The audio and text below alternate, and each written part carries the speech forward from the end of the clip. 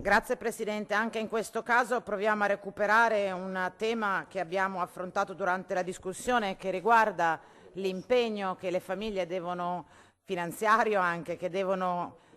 utilizzare per poter garantire ai propri figli di poter frequentare i servizi educativi dell'infanzia. Abbiamo registrato in questi giorni, abbiamo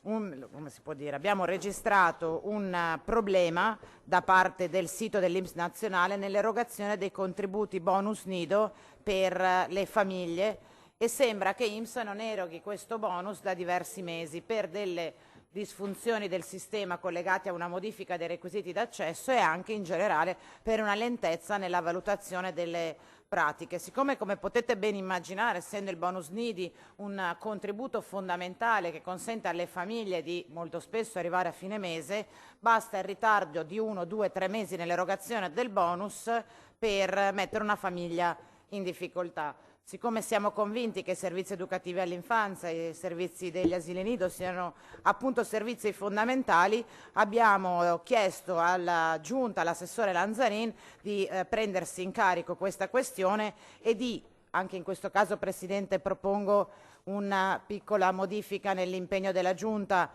così come concordato appunto con l'assessore Lanzarin. Impegniamo la Giunta regionale a valutare iniziative utili ad affrontare il mancato introito del bonus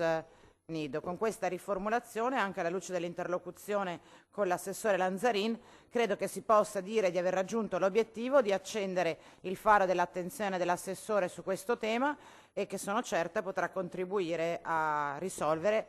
sollevando molte famiglie da questa incertezza nella quale sembra da diversi mesi si ritrovano.